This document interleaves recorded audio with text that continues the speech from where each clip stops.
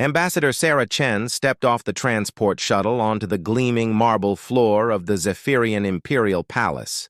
The massive structure stretched upward for what seemed like miles, its crystalline walls catching and refracting the light from 3 suns that hung in the alien sky.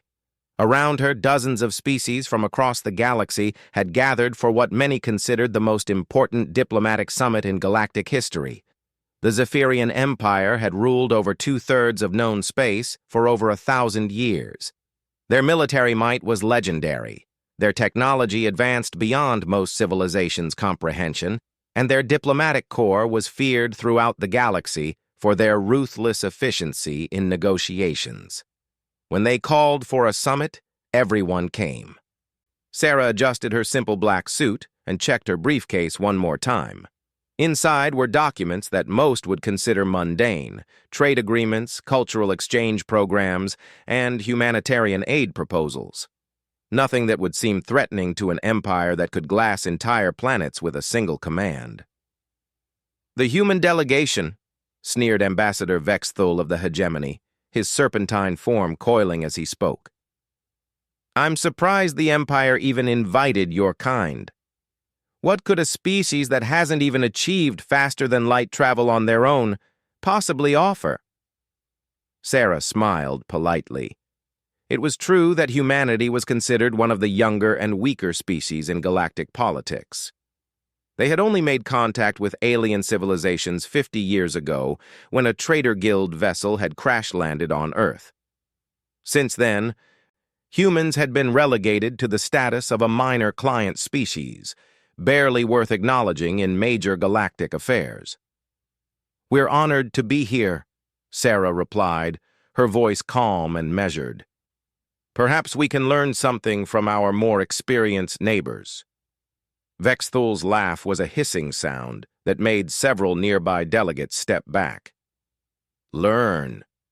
Yes, you'll learn your place when the Empire carves up what little territory you claim."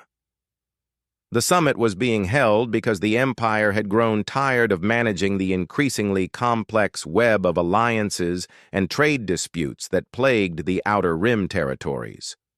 Their solution was elegant in its simplicity. They would redraw the galactic map entirely, absorbing smaller species and redistributing resources as they saw fit. It was less an invitation to negotiate and more a formal announcement of conquest dressed up in diplomatic language. Sarah made her way through the crowd of delegates, noting the fear and resignation in many of their eyes. The Krillian ambassador was already drafting surrender documents. The Morphic Collective's representative was visibly shaking. Even the proud warrior clans of Vortax had sent their most experienced negotiator, knowing that their military might meant nothing against the Empire's vast fleets. The great hall where the negotiations would take place was a masterpiece of intimidation. The ceiling was a transparent dome that showed the Empire's war fleet hanging in orbit above the planet. Thousands of ships that could turn any world to ash in minutes. The negotiation table was made from a single piece of black stone, carved from the remnant of a planet that had defied imperial will centuries ago. Emperor Zixatherian himself presided over the gathering, his imposing figure seated on a throne that hovered above the proceedings. His 4 eyes surveyed the assembled delegates with the disinterested gaze of a predator selecting its next meal. "Welcome, representatives of the Outer Territories," the Emperor's voice boomed through translator devices that rendered his words into dozens of languages simultaneously. "You are here because the Empire has grown weary of the chaos and inefficiency that plagues your regions of space. We offer you a choice. Accept integration into our glorious realm, or face the consequences of defiance." One by one, the various species representatives stood to give their responses. The pattern was depressingly predictable. Each delegate would make a token protest about sovereignty and self-determination, then quickly cave when reminded of the Empire's military superiority. Within hours, entire civilizations were signing away their independence. The hegemony tried to negotiate for autonomous status within the empire, but were quickly shot down when holographic displays showed imperial fleets already moving toward their home systems. The trader guilds attempted to offer exclusive commercial partnerships, but were informed that the empire had no need for partners, only subjects. The warrior clans challenged the empire to single combat, only to be reminded that honor meant little against orbital bombardment. When it came time for humanity's turn, Sarah stood slowly and approached the speaker's podium. The hall had grown quiet, not from anticipation, but from a kind of morbid curiosity. Everyone knew humans were among the weakest species represented here. What could they possibly say that hadn't already been tried? "Your Imperial Majesty," Sarah began, her voice carrying clearly through the vast space. "On behalf of humanity, I want to first express our gratitude for being included in these proceedings." Several delegates exchanged glances. Was she seriously going to just roll over immediately? "We understand that the Empire faces significant challenges in managing such a vast territory," Sarah continued. "The logistics alone must be staggering. Coordinating defense fleets across thousands of star systems, managing resource distribution between dozens of different species with wildly different needs, maintaining order among populations that have been fighting each other for centuries." Emperor Zixatharian's eyes narrowed slightly. This wasn't the groveling he had expected. "These are not challenges for the Empire," he replied coldly. "Our military might ensures compliance, and our technology makes administration efficient."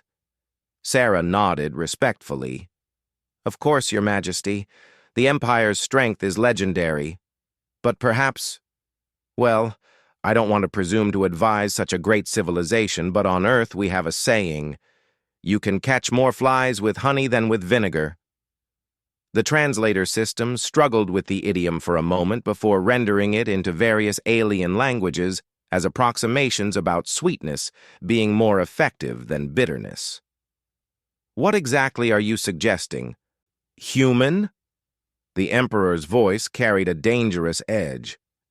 "Nothing presumptuous, Your Majesty. It's just that humans have had to learn to be creative in our approach to problems. We're not the strongest or most advanced species, so we've had to find other ways to achieve our goals." Sarah opened her briefcase and pulled out a simple tablet. "For example, we've been studying the various conflicts in the Outer Rim territories. The resource wars between the mining consortiums and the agricultural cooperatives have been going on for decades, correct? Irrelevant squabbles that will end with imperial rule," the Emperor dismissed.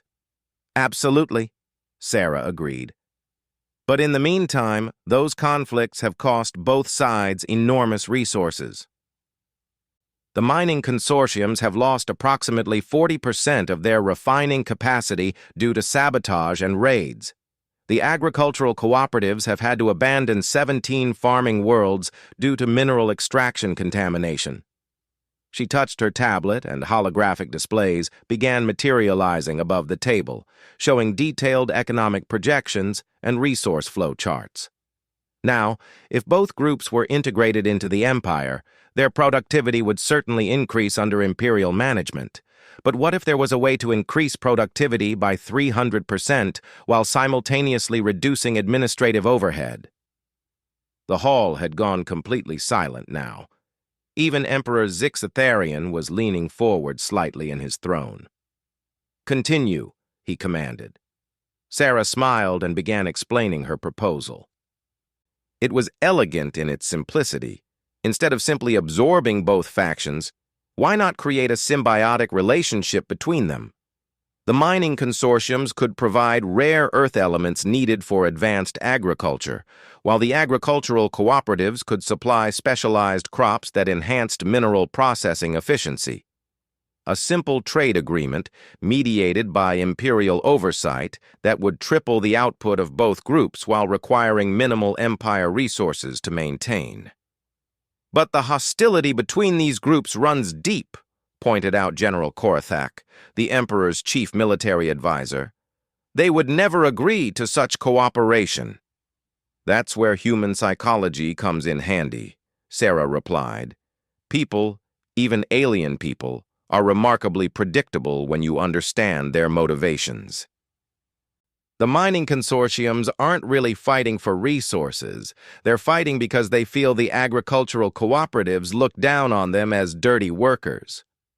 The agricultural cooperatives aren't fighting for territory. They're fighting because they believe the miners don't respect the delicate balance needed for sustainable farming. She manipulated her tablet again, and the displays showed detailed psychological profiles of both groups' leadership.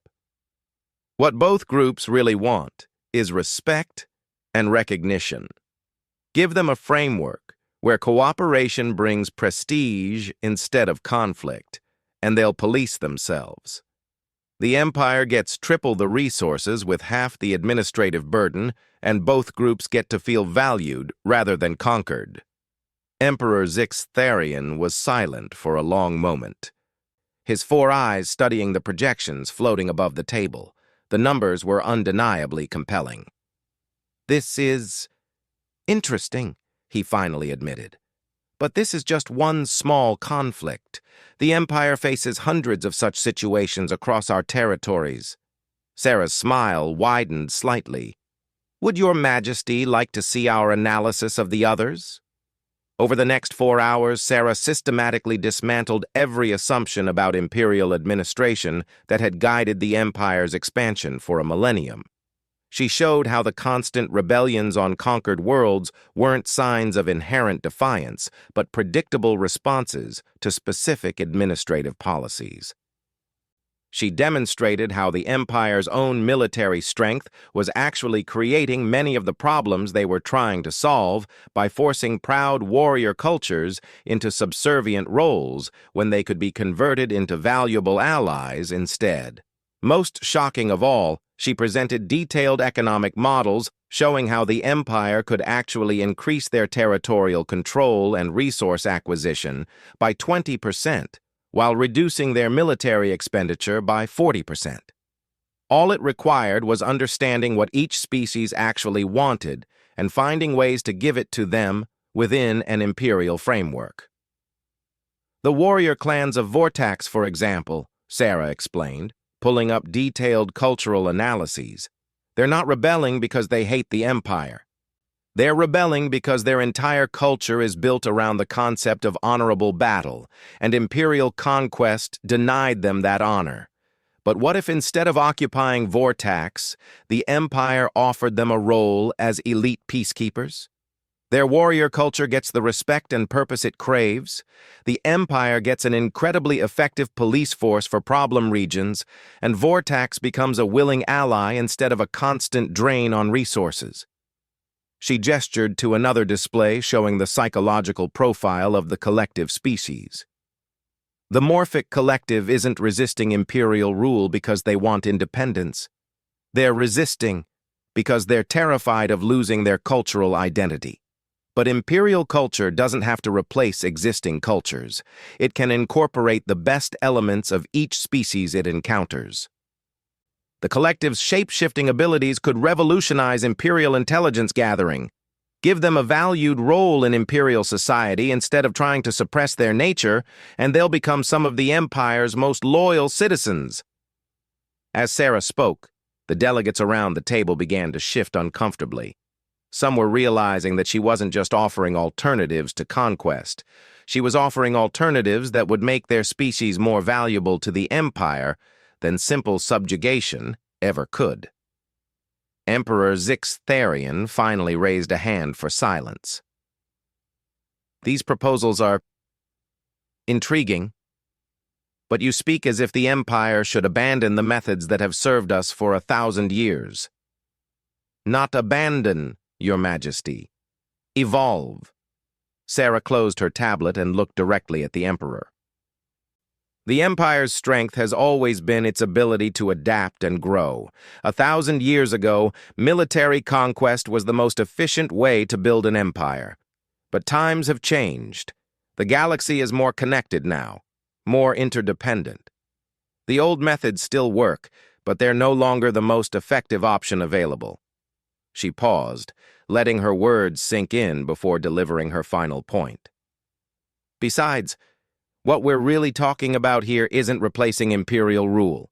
We're talking about making imperial rule so attractive, so beneficial to every species in the galaxy, that they'll compete for the privilege of joining rather than having to be forced into submission. Imagine an empire where every member species brings their unique strengths willingly, where rebellion is unthinkable because everyone benefits more from cooperation than they ever could from independence. The silence that followed was deafening. Every delegate in the room was staring at Sarah with expressions ranging from awe to terror. She had just described a version of galactic dominance so complete and so seductive that it would be virtually impossible to resist or escape. Emperor Zixatharian leaned back in his throne, his 4 eyes fixed on the small human woman who had just rewritten the fundamentals of empire building. "Human," he said slowly, "we may have underestimated your species." The emperor called for a recess, and the assembled delegates were escorted to luxurious quarters within the palace complex. Sarah found herself in a suite that was larger than most human apartments, with views of the capital city stretching to the horizon. She wasn't surprised when her door chimed less than an hour later. General Korthak entered without waiting for permission, his massive form filling the doorway. The Zephyrian military commander was known throughout the galaxy as the Empire's most ruthless enforcer, responsible for crushing dozens of rebellions with brutal efficiency. "I know what you're trying to do, human," he growled, his translation device making his voice sound like grinding stone. "You think you can weaken the Empire with your soft words and clever schemes." Sarah poured herself a cup of tea from the service that had been provided and gestured for the general to sit. He remained standing, looming over her. "Actually, General, I'm trying to strengthen the Empire," she replied calmly. "The current system works, but it's incredibly inefficient. You spend more resources maintaining control than you gain from the territories you conquer. The Empire's strength comes from fear and respect for our military might," Korthak snapped. "Your proposals would make us appear weak." Sarah took a sip of her tea and studied the general carefully. Like most military leaders, he was focused on immediate tactical concerns rather than long-term strategic thinking. But she had studied Zephyrian psychology extensively during the journey to the summit. "Tell me, General, how many rebellions have you crushed in the past 5 years?" 17 major uprisings, countless minor incidents," he replied with obvious pride. "And how many resources did those campaigns require? Ships, soldiers, weapons?" "Time?" Korthak's expression darkened. "The cost is irrelevant. Order must be maintained." "But what if order could maintain itself?" Sarah set down her cup and pulled out her tablet again. "What if instead of 17 rebellions there had been 0? What if those resources could have been used for expansion instead of suppression?" She showed him detailed analyses of each rebellion he had crushed, breaking down the root causes and demonstrating how different imperial policies could have prevented them entirely. The rebellion on Kethmaran, for example. Your forces spent 8 months and lost over 3,000 soldiers, putting down what Imperial intelligence classified as a resource protest. But look at the real data. The Kethmarans weren't rebelling because they wanted independence. They were rebelling because Imperial mining quotas were set so high that their people were starving. The holographic display showed economic models comparing the resources lost during the rebellion against the minimal cost of adjusting mining quotas to sustainable levels. If the Empire had simply reduced quotas by 12%, which still would have generated 40% more resources than the planet had been producing before Imperial occupation, the rebellion would never have happened. The Kethmarans would have been grateful for Imperial rule instead of resentful. 3,000 Imperial soldiers would still be alive, and the Empire would have gained 8 months of additional resource extraction. Korthak stared at the data for a long moment. Despite his reputation as a brutal enforcer, he was an intelligent military strategist who understood the importance of efficient resource utilization. "You're suggesting we reward weakness," he said finally. "If we give in to demands every time someone protests, the entire empire will see us as soft." "Not give in, General. Lead." Sarah manipulated the tablet to show a different set of data. "Look at the psychological profiles of successful imperial administrators versus those who constantly face rebellion. The most effective imperial governors aren't the ones who rule through fear. They're the ones who rule through competence." She showed him performance metrics from across the empire, comparing territories ruled by harsh military governors against those managed by more diplomatic administrators. Governor Velthanos on Krex Prime maintains order with a single garrison regiment and hasn't faced a significant protest in 15 years. Governor Thokmaran on Zeliard requires 3 full battle groups and deals with constant unrest. The difference isn't in their military strength, it's in their approach to administration. The data was undeniable. Territories managed through competent administration and psychological understanding consistently outperformed those controlled purely through military force. Velthanos understands that Krexians value artistic expression above almost everything else, Sarah continued. Instead of suppressing their culture, he incorporated Krexian art into imperial ceremonies and established imperial art academies that blend Krexian techniques with broader galactic styles. The result? Krex Prime produces the most talented artists in imperial space. Their cultural exports generate enormous revenue, and the population considers imperial rule to be the best thing that ever happened to their world. Korthak was beginning to look uncomfortable. "Art and culture are luxuries. The empire is built on strength and order." "The empire is built on results," Sarah corrected, "and the results speak for themselves. Military force is sometimes necessary, but it's not always the most effective tool available." She leaned forward, her voice taking on a more serious tone. "General, you're one of the most respected military commanders in galactic history. Your tactical brilliance is legendary, but imagine if instead of spending your time crushing rebellions, you could focus on what you do best, expanding the Empire's reach into new territories." The holographic displays shifted to show star charts of unexplored regions beyond Imperial space. There are entire sectors of the galaxy that the Empire hasn't touched yet, because resources are tied up maintaining control over existing territories. If those territories could govern themselves effectively under Imperial oversight, your fleets could be pushing the borders outward instead of constantly firefighting internal problems. For the first time since entering the room, Korthak looked genuinely interested. "Continue. The Andromache sector, for example, rich in rare elements, inhabited by several species that could contribute valuable expertise to Imperial technology.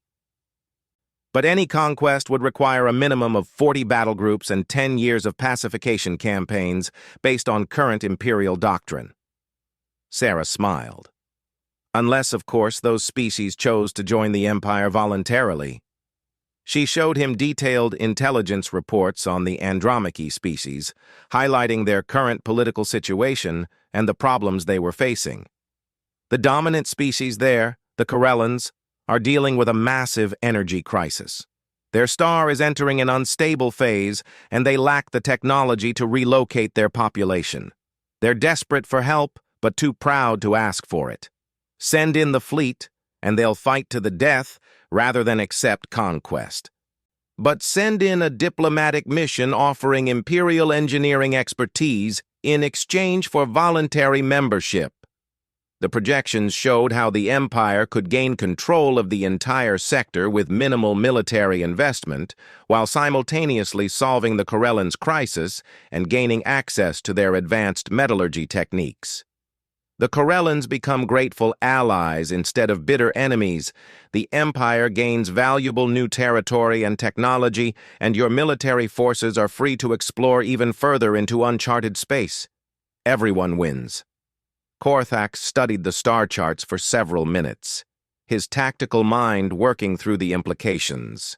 Finally, he looked up at Sarah. Your methods are unorthodox, but the strategic advantages are clear. He paused, then asked the question that had been bothering him since the diplomatic session. Why are you helping us? Humanity has no love for the Empire. Sarah's expression grew more serious. Because the alternative is worse for everyone, including humanity. The Empire is going to expand whether we help or not. The only question is whether that expansion happens through conquest and subjugation or through cooperation and mutual benefit. She gestured toward the window, where the Imperial fleet was still visible in orbit. Right now, the Empire rules through fear. That works in the short term, but it's not sustainable long term. Eventually, you'll face a coalition of species united by their hatred of Imperial rule. Maybe not today, maybe not tomorrow, but eventually. And when that happens, the galaxy will tear itself apart in a war that nobody can win. Sarah stood and walked to the window, looking up at the massive warships hanging in space.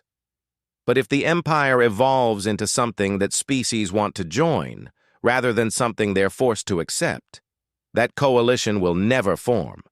Instead of a galaxy divided between the Empire and its enemies, you'll have a galaxy where the Empire is so attractive that independence becomes meaningless.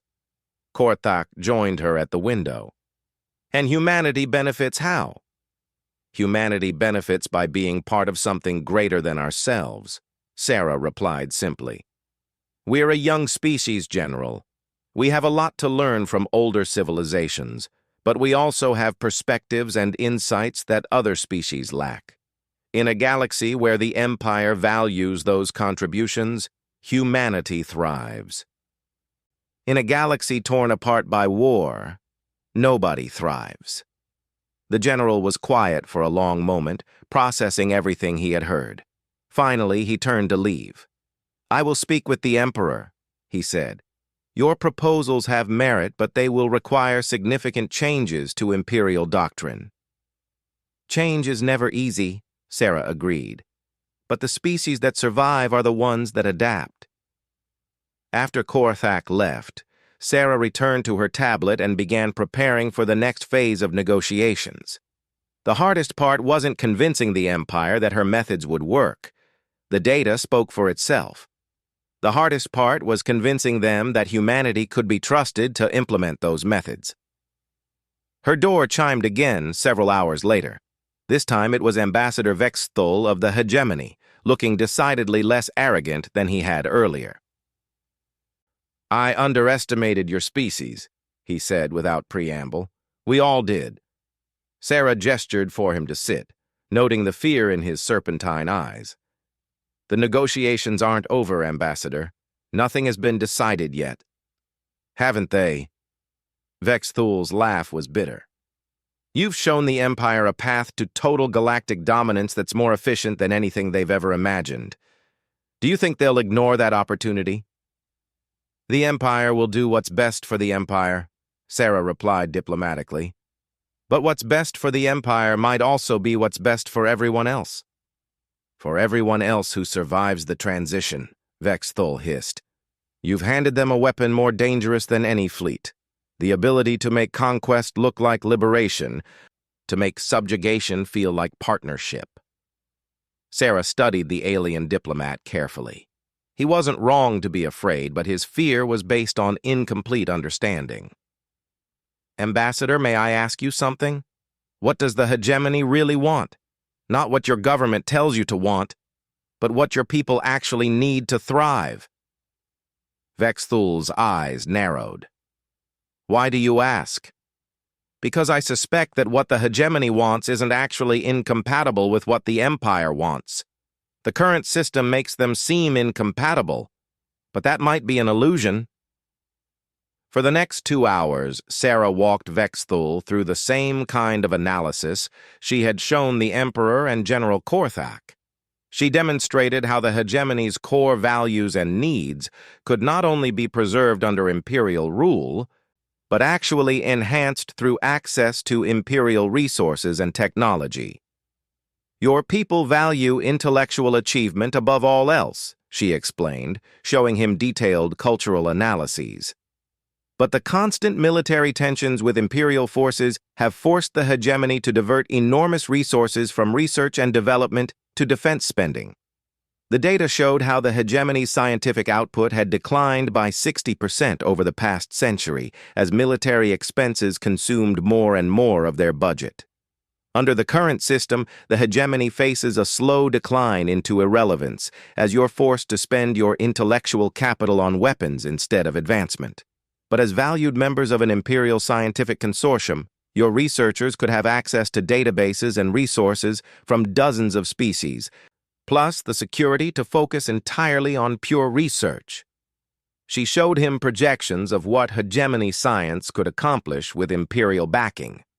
Advances in physics, medicine, and technology that would be impossible under the current system of constant military tension. The Empire gets access to the galaxy's finest scientific minds. The hegemony gets the resources and security to achieve heights of knowledge they never dreamed possible, and the galaxy benefits from technological advances that improve life for everyone. By the time Vexthul left her quarters, he was looking thoughtful rather than afraid. Sarah knew he would spend the night analyzing her proposals and finding ways to present them to his government as a victory rather than a surrender. As she prepared for sleep, Sarah reviewed the messages that had been flooding in from Earth. The human government was simultaneously proud of her performance and terrified of the implications. They had sent her to represent humanity's interests, but she was beginning to reshape the entire galactic political structure. Her final message of the day came from President Martinez herself. Sarah, the entire world is watching. Whatever you do tomorrow, remember that you're not just representing humanity. You're defining humanity's role in the galaxy for generations to come. No pressure. Sarah smiled as she turned off her tablet.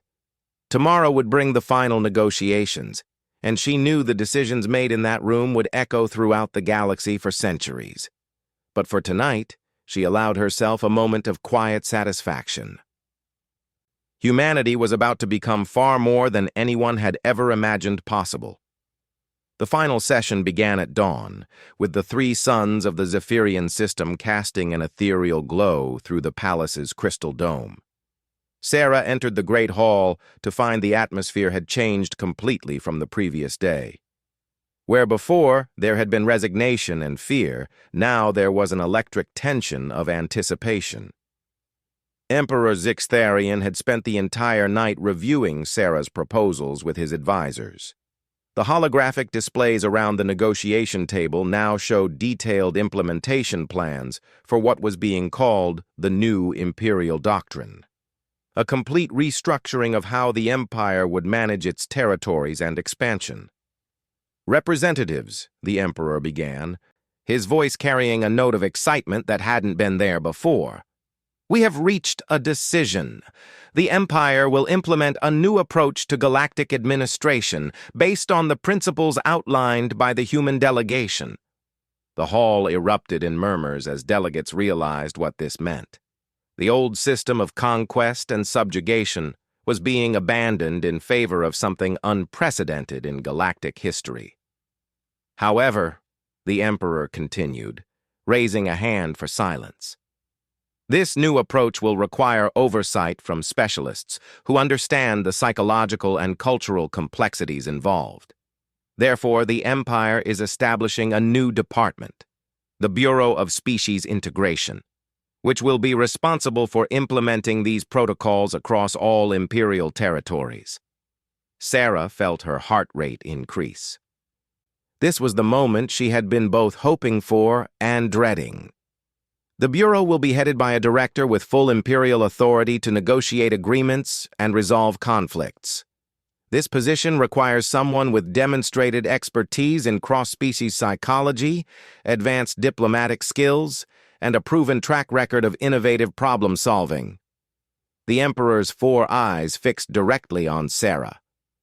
Ambassador Chen, the Empire formally requests that humanity provide director candidates for this new position. We believe your species has unique qualifications for this role. The silence in the hall was absolute. Every delegate understood the implications of what had just been offered. The Empire was essentially asking humanity to become their chief advisors on managing the galaxy. Sarah stood slowly, her mind racing through the political calculations. Accepting this position would give humanity enormous influence within the Empire, but it would also make them responsible for the consequences of imperial policy. Refusing could be seen as an insult that would doom humanity to the status they were trying to escape. "Your Imperial Majesty," she began carefully, "humanity is honored by your confidence in our abilities. However, such a position would require careful consideration by our government. The responsibilities involved would affect not just humanity, but every species in imperial space." "Indeed," the Emperor agreed, "which is why the director position will not work alone. The Bureau will include representatives from multiple species, each contributing their unique perspectives and expertise. The hegemony's analytical capabilities, the warrior clan's understanding of honor-based cultures, the morphic collective's insights into adaptive societies, all working together under human coordination."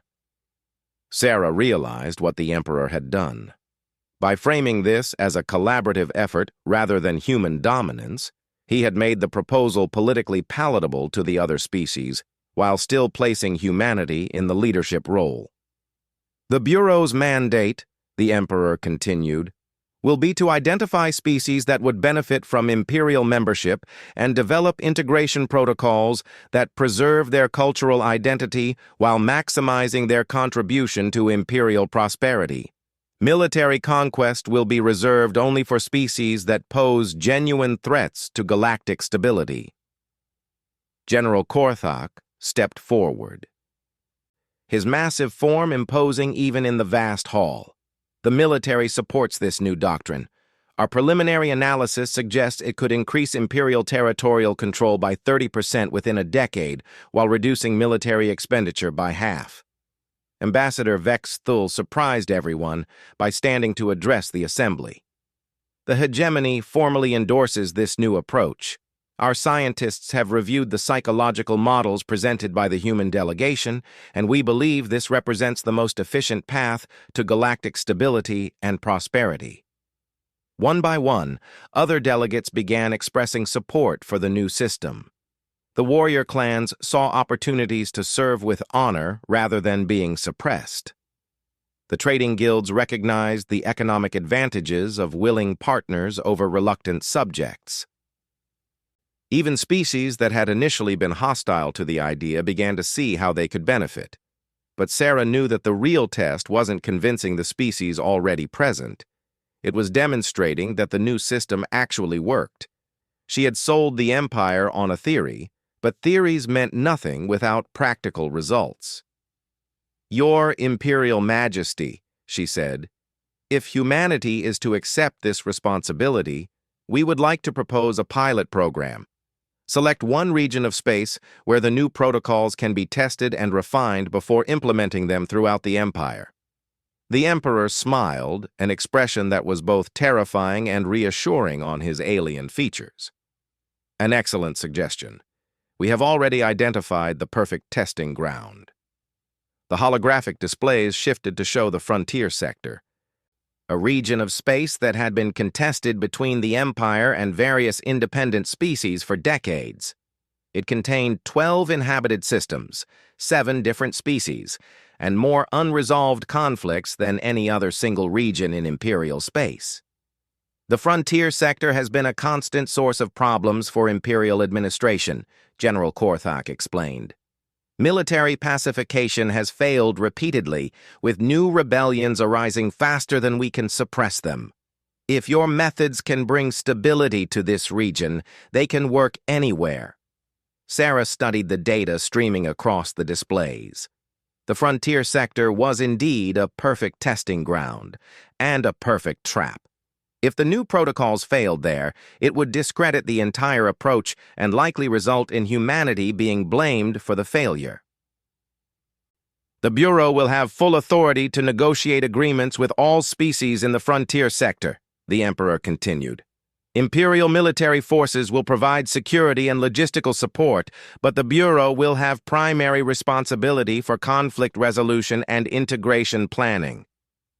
And if the pilot program succeeds? Sarah asked. Then the new Imperial doctrine becomes the standard approach throughout the Empire, and the Bureau of Species Integration becomes one of the most powerful departments in Imperial government. Sarah looked around the hall at the assembled delegates. She could see hope in some faces, skepticism in others, and calculation in all of them. They understood that humanity was about to become either the Empire's most valued ally or its most spectacular failure. Humanity accepts the Emperor's offer, she said finally. We will provide director candidates for the Bureau and work to demonstrate the effectiveness of these new protocols. The Emperor nodded approvingly. Excellent. The Bureau will be established immediately, with preliminary operations beginning within the month. Director candidates will be evaluated based on their performance during the Frontier Sector pilot program. As the formal negotiations concluded and documents were prepared for signing, Sarah found herself surrounded by delegates wanting private conversations. Everyone understood that the political landscape had just shifted dramatically, and they all wanted to position themselves advantageously for the new reality. But it was a conversation with a delegate she hadn't expected that proved most revealing. Ambassador Keftar of the Recluse Coalition approached her as the hall was clearing. Ambassador Chen, the insectoid alien said through his translation device, my species has observed your negotiations with great interest. We have a question. The Recluse Coalition was one of the most mysterious groups in the galaxy, a collection of species that had voluntarily isolated themselves from galactic politics centuries ago. Their appearance at the summit had surprised everyone. What can I help you with, Ambassador? We want to understand the long-term implications of your approach. You have given the Empire tools that could lead to total galactic dominance within a century. Either you believe your species can control that outcome, or you have reasons to believe such dominance would be beneficial for all species. Which is it? Sarah considered her answer carefully. This was the question that had been haunting her since she first conceived of these protocols. Ambassador, humanity learned something important during our own history. The most stable societies aren't the ones ruled by the strongest, but the ones where everyone has a stake in maintaining the system. What I've shown the Empire isn't just a more efficient way to conquer, it's a framework for creating a galactic civilization where conquest becomes unnecessary. Because everyone benefits more from cooperation than resistance, Keftar observed. Exactly. The Empire gets the resources and territory it wants. Member species get security and prosperity. They couldn't achieve alone, and the galaxy becomes more stable and prosperous overall. It's not perfect, but it's better than the alternative. Keftar was silent for a long moment, his compound eyes studying her carefully. The Recluse Coalition will be watching the Frontier Sector pilot program with great interest. If your methods prove successful, we may reconsider our policy of isolation. As the alien delegate walked away, Sarah realized the full scope of what she had set in motion. The Empire's transformation wouldn't just affect species already under Imperial rule. It could fundamentally change how every civilization in the galaxy approached interspecies relations. Later that evening, as Sarah prepared to return to Earth for consultations before the pilot program began, she received a final message from Emperor Zixatharian himself. Ambassador Chen, the message began, the Empire has ruled through strength for 1,000 years, and that strength has served us well. But you have shown us that true strength isn't just the power to destroy. It's the wisdom to build something better than what came before. The message continued. Humanity will find that the Empire can be a generous partner to those who serve with distinction. The Frontier Sector pilot program will be closely observed throughout the galaxy. Success there will open doors to opportunities beyond your species' current imagination. The final line was both a promise and a warning. The Empire does not forget its debts to those who help it grow, nor does it forgive those who betray its trust. As her shuttle lifted off from the Zephyrian capital, Sarah looked down at the planet where the course of galactic history had just been altered forever.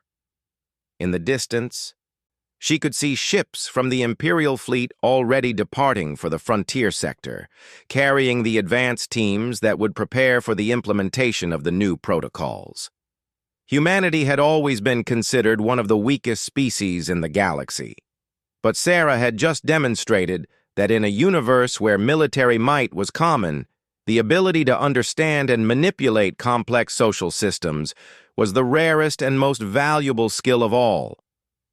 The Empire had learned that human diplomats weren't just negotiators, they were architects of entire civilizations. And now they had invited humanity to help redesign the largest civilization in galactic history. Whether that invitation would prove to be humanity's greatest opportunity or its most dangerous trap remained to be seen. But one thing was certain: the galaxy would never be the same. As Sarah began composing her report to Earth, she smiled at the thought of how the history books would record this moment. The day when humanity's greatest weapon wasn't revealed to be superior technology or military prowess, but something far more subtle and infinitely more powerful: the ability to make everyone believe that cooperation was their idea in the first place. The Empire had wanted to reshape the galaxy through conquest.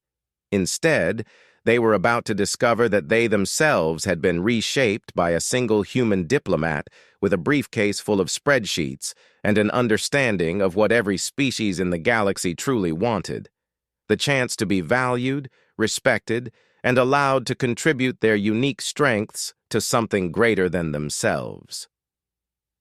In the end, it wasn't humanity's weapons that made them dangerous. It was their ability to turn potential enemies into willing allies, and to make the most powerful empire in galactic history genuinely believe that sharing power was the best way to maintain it.